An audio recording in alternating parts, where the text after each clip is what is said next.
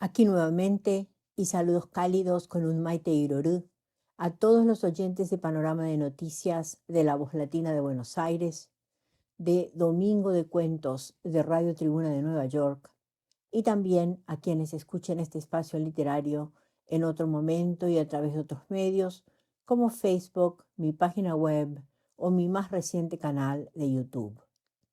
Soy Teresa Méndez Feix y una vez más llego hasta ustedes desde Bedford, Massachusetts, con otro relato de la cosecha narrativa de mi país natal, Cheretamí, Paraguay, corazón de América del Sur. El cuento escogido para hoy se titula El lustrabotas de oro y es de Eder Acosta Santa Cruz, joven escritor distinguido por este cuento en 2018 con una mención especial en el concurso de cuentos cortos del Centro Cultural de la República El Cabildo en la categoría castellano, y también el mismo año, 2018, con una mención de honor en el premio Roque Gaona por su primera novela Más allá del pasado. Como biógrafo militar, ha reseñado la participación de 7.000 combatientes paraguayos, entre oficiales y tropas, durante la Guerra de la Triple Alianza, labor que lleva adelante desde el año 2010 y por cuyo aporte el Ministerio de Defensa Nacional le ha otorgado, en 2015, un certificado de reconocimiento y gratitud por los servicios prestados en la difusión de la historia militar del Paraguay.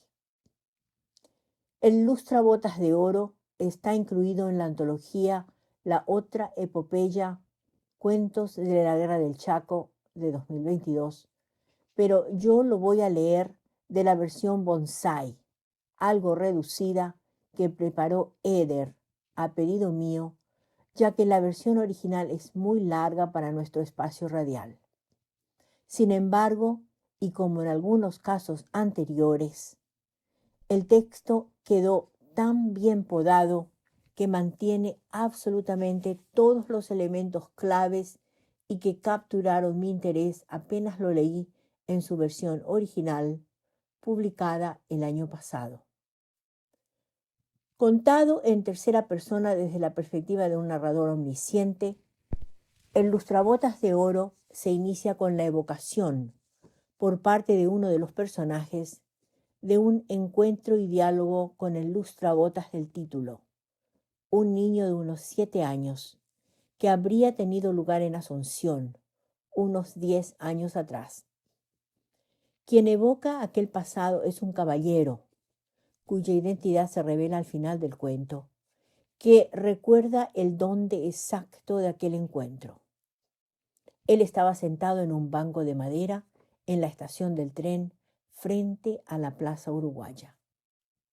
El argumento gira en torno a la suerte del niño lustrabotas y cómo éste se convirtió después en el lustrabotas de oro. El párrafo final nos sitúa en una fecha y un momento específicos de la historia del fútbol paraguayo, 13 de noviembre de 1936.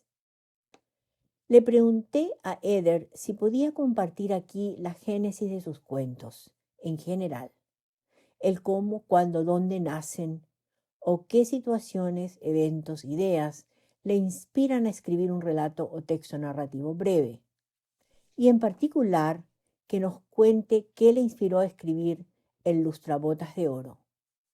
Aquí van sus respuestas y lo cito textualmente. Soy de inspirarme mucho en escenas cotidianas, observar cómo transcurre la vida el día a día. Tengo muchos recuerdos de mis idas al Mercado 4 cuando era niño, en el barrio. Crecí en uno muy pobre, por cierto. Entonces, partiendo de eso que parece monótono, lo convierto en historias. Me hago preguntas de qué puede pasar, cómo terminará esto, qué mueve a cada ser humano a emprender sus actividades. En ficción histórica, me gusta trabajar llenando los vacíos históricos. Con respecto al lustrabotas de oro, nació a raíz de un concurso. pedían que escribamos sobre la perseverancia. Y el sueño de mi padre era tener un hijo futbolista. En la creencia me frotaban las piernas con aceites para que pueda correr rápido. Sin embargo, no fui futbolista. También me inspiré en el último campeón mundial de fútbol, Messi, quien debió seguir tratamiento por su tamaño. Cuando lo escribí, estuvo a punto de ganar la Copa del Mundo unos años atrás frente a Alemania. Como anécdota, fui campeón nacional de velocidad. Fin de esta cita. Como la lectura de este cuento me hizo acordar de otro, El príncipe lustrabotas, de Osvaldo González Real, ya incluido en mi rincón radial, le pregunté más específicamente si el lustrabotas de oro estaba inspirado en eventos o personas reales, en algo leído o escuchado en las noticias, si los personajes eran ficticios o reales, y la narración una mezcla de realidad y ficción. Me contestó lo que sigue tal cual. Es mitad y mitad. Está enmarcado en un tiempo real, escenas reales. Su antagonista es real. Aurelio González fue jugador de Olimpia y Paraguay. Sirvió en el Chaco como soldado. Es más, tiene todas las condecoraciones de guerra y era conocido por romper posiciones bolivianas al asalto. El encuentro deportivo se disputó y fue el único que Olimpia perdió después de años de ausencia del fútbol a causa de la guerra. Efectivamente contra Corrales, que era el equipo formado por los empleados del tranvía eléctrico en nuestro país, y el primero en realizar una gira en avión. La ficción está en que no fue el lustrabotas de oro el que marcó el gol. Ni siquiera existe. El lustrabotas de oro somos todos los que tuvimos un sueño alguna vez, los que pudimos cumplirlo o no, porque el destino no lo quiso. Fin de esta cita. Le pedí que me comente la elección de su título. ¿Por qué el lustrabotas de oro? Y me dijo, es costumbre poner ese tipo de apodos o marcantes a futbolistas. Hice investigaciones en periódicos de inicios del siglo pasado. Investigué cómo inició el fútbol en nuestro país y lo hice como historiador. Muchos jugadores tienen ese tipo de apodos. Arsenio Erico es el paraguayo de oro. Crispín Versa era la zurda de oro. Sándor Coxis, extranjero, es el cabeza de oro. Entonces lo utilicé como el oficio del jugador. Finalmente quise saber si él estuviera en mi lugar, presentando su propio cuento, qué le gustaría compartir con los oyentes, sobre algo, lo que fuere, relacionado con el lustrabotas de oro. Y aquí va su respuesta, sus palabras. No solo es un homenaje para todos los que soñamos debutar en un club de primera, es un homenaje para todos los que alguna vez tuvimos sueños. Y aunque parecían imposibles, por la perseverancia logramos que se haga realidad. El golazo del final no es solo eso, aunque me hubiese gustado haberlo hecho en el Defensores. Es ese golazo que es un logro, ese que parecía imposible, pero que finalmente lo conseguimos y enorgulleció a toda la familia y a nosotros mismos, superando las dificultades. Fin de las citas. Bueno, creo que con estos comentarios, en particular los del mismo autor, ya los puedo dejar con el audio número 2 para que escuchen y disfruten de El lustrabotas de oro de Elder Acosta. Y aquí va el cuento de Eder Acosta titulado El lustrabotas de oro. Había pasado quizás una década cuando se había sentado en aquel banco de madera en la estación del tren, frente a la Plaza Uruguaya, y vio por primera vez a aquel niño que entonces apenas tenía unos 7 años de edad. Imagen de la Virgen llora lágrimas de sangre y obra un milagro. Era el título reiterado en varias ocasiones con una voz de inocencia ansiosa. El caballero levantó el diario a la altura que le permitiera verle el rostro y se topó con un luchador precoz con inocente mirada, vestido con pantalones cortos y camisa que pronto se convertirían en harapos. Salía a buscar el sustento diario de su familia apenas despuntaba el sol en la Asunción sitiada en los rumores de una posible guerra por el Chaco. El niño pertenecía a una familia carente de figura paterna, en la que a veces apenas alcanzaba para comer galleta humedecida con leche y miel. ¿Estás interesado en los milagros?, interrogó el caballero con tono circunspecto. Eso depende. ¿Usted cree que si visito a esa santa podría crecer y fortalecer mis piernas?, respondió con inocencia el lustrabotas. Eso no sabría decirte. ¿Conoces la ciudad de Tucumán, en Argentina? Ahí está la imagen que llora, dijo rompiéndole su burbuja. Debe ser lejos. Yo solo quiero jugar al fútbol, pero tengo una enfermedad que no me deja crecer normalmente, señaló mientras realizaba una pirueta con el cepillo. Su madre no podía costearle el tratamiento que precisaba para combatir su enfermedad. Las esperanzas de crecer las encomendó al frotamiento de grasa de cabra a sus miembros inferiores. La vieja caja volvió a estremecerse con un último golpe que señalaba que los zapatos ya habían quedado totalmente limpios y el destino los separó.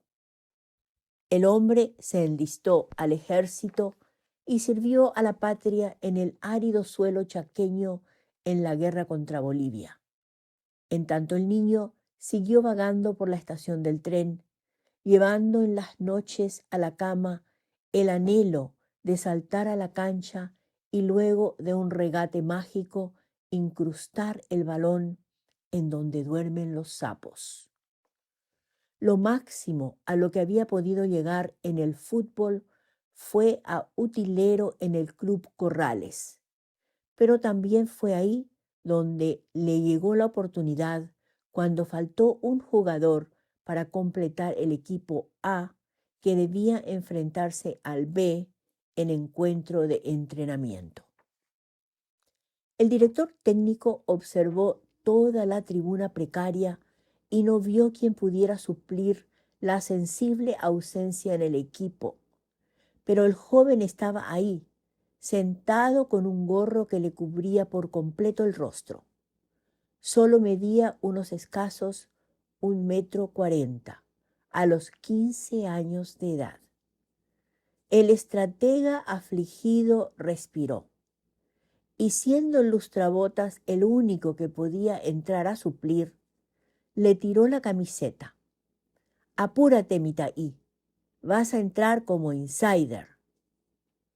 Unos instantes después, el entrenador lo vio atar el balón McGregor a su zurda prodigiosa. Era descomunal el talento que guardaba su débil figura. Y finalizada la práctica, el capitán general del club se acercó a él para expresarle su interés por contar con él en el equipo que se enfrentaría al que venía invicto en el torneo de la liga, el poderoso Olimpia, en la cancha de fútbol situada en la Quinta Caballero. Llegó el día y apenas inició el juego esa tarde, en pleno despegue de su carrera futbolística, el lustrabotas de oro tuvo el primer obstáculo en una violenta entrada del defensor rival. No se rompió, quizás por los agentes místicos de la grasa de cabra o por haberse encomendado a algún santo que lloraba sangre. El primer tiempo fue para el olvido y el segundo tiempo tampoco colaboró. Su debut con la camiseta roja y amarilla del Corrales no conformaba. Incluso fue motivo de burlas por parte del público. Todo indicaba que tarde o temprano Olimpia terminaría ganando el partido, pues a pesar del arco en blanco de ambos lados, solo quedaban pocos minutos para que finalizara el encuentro. La defensa estaba totalmente debilitada y el lustrabotas solo recibía la férrea marca de los centrales del club franjeado que amenazaban con destartalarlo.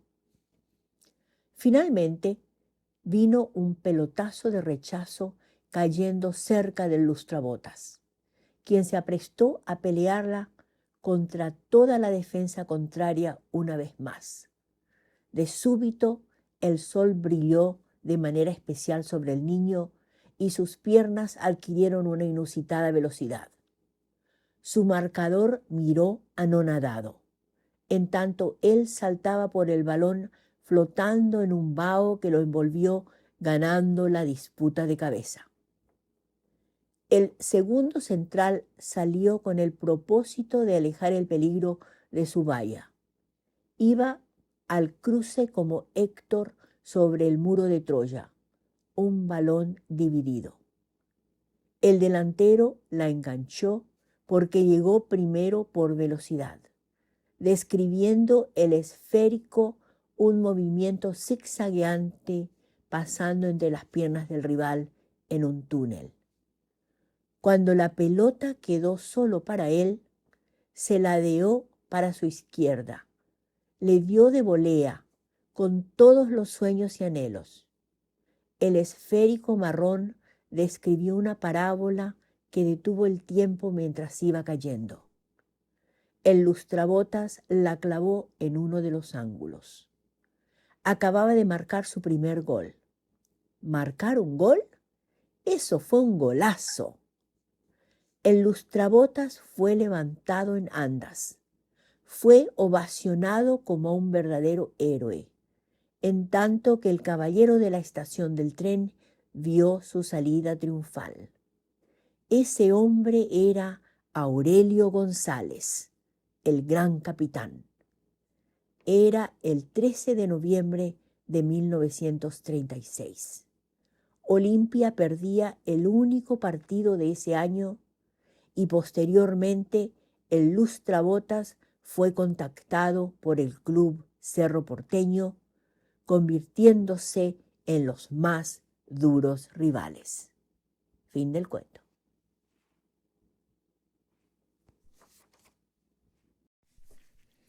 Y aquí van datos biobibliográficos para Eder Acosta Santa Cruz. Nació en Asunción en 1986. Novelista y cuentista. Miembro de la Sociedad de Escritores del Paraguay y de la Asociación Cultural Manduará, tiene hasta la fecha 2 obras publicadas. En 2015 venció penurias y fatigas. Cerro Corá en las memorias de los sobrevivientes. Libro de biografía militar publicado en la colección Episodios de la Guerra Grande. Y en 2018, Más allá del pasado, su primera novela histórica. Es también guionista y como tal integra 2 volúmenes de cómics. En 2016, sus guiones La Escuadra de los Yacarés y Reencuentro Familiar aparecen en Epopeya, Guerra Guazú, 20 historias de la guerra contra la Triple Alianza. Y en 2020, otros 2 guiones, La Banda para I y Tarde de Glorias, forman parte de Epopeya, Penurias y Fatigas. Tiene además textos incluidos en libros colectivos y antologías literarias locales, tales como De la pluma al micrófono, de 2018, La sombra de nuestros muertos, relatos de la Guerra Guazú, de 2020, y la otra epopeya, Cuentos de la Guerra del Chaco, de 2022.